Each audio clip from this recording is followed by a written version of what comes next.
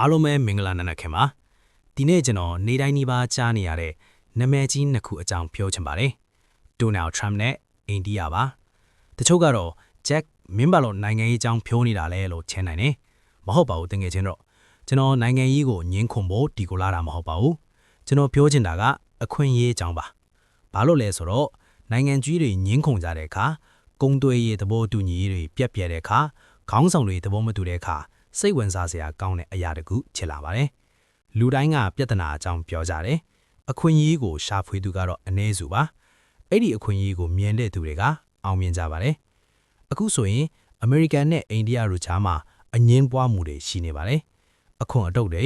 ကုန်သွယ်ရေးသဘောတူညီရေးတွေဈေးကွက်ဝင်ရောက်ခွင့်တွေပေါ့။သတင်းစာတွေကတော့ကုန်သွယ်ရေးတင်းမာမှုလို့ခေါ်ကြတယ်။တချို့ကကုန်သွယ်ရေးစစ်ပွဲလို့ပြောကြတယ်။ဒါပေမဲ့ကျွန်တော်မေးချင်တာက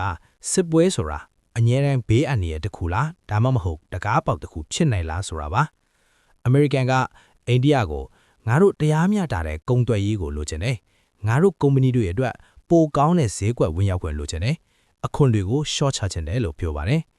အိန္ဒိယကလည်းငါတို့တောင်သူလယ်သမားတွေဇမျိုးလုပ်ငန်းတွေအလို့အကူတွေကိုကာကွယ်ရမယ်လို့ပြန်ပြောပါတယ်ဒီလိုဖြစ်လာတဲ့အခါအခွန်တွေတက်လာတယ်ကုန်သွယ်ရေးတွေနှေးခွေလာတယ်ညီနိုင်မှုတွေပိုကျလာတယ်နှစ်နိုင်ငံလုံးရဲ့စီးပွားရေးလုပ်ငန်းတွေစိုးရင်လာကြတယ်။ဒါပေမဲ့သမိုင်းကပြထားတာကဒီလိုအချိန်တွေမှာကစားသမားတွေပေါ်လာတယ်ဆိုတာပါပဲ။1980ပြည်လွန်နှစ်တွေမှာအမေရိကန်နဲ့ဂျပန်တို့ကားနဲ့ electronic ပစ္စည်းတွေနဲ့ပတ်သက်ပြီးကြီးမားတဲ့ကုန်သွယ်ရေးတန်မှန်မှုတွေရှိခဲ့ပါတယ်။ကြီးမားတဲ့ corporation တွေညီနိုင်နေချိန်မှာ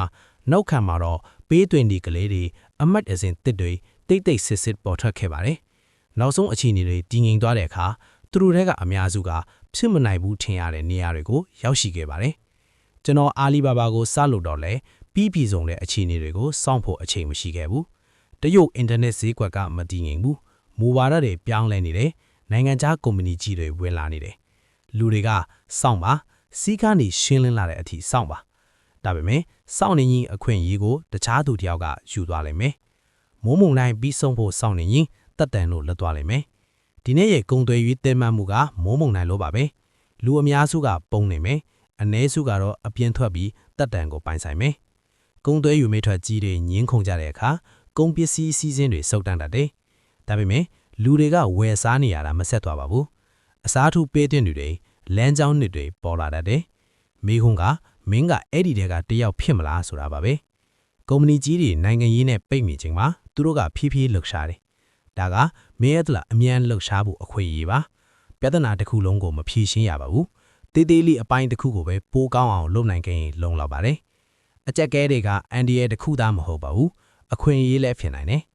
ဒါကြောင့်နောက်ကကျင်ကုံသွေးရေးစကွယ်အကြောင်းကြားတဲ့အခါပြဿနာကိုပဲမငြင်းပါနဲ့အခွင့်အရေးကိုမြင်အောင်စူးစမ်းပါကြီးမားနေဖို့မလိုပါဘူးမြင်နေဖို့လိုပါတယ်ဒါကမေးရဲ့ line ပါ line ကိုစီးလိုက်ပါ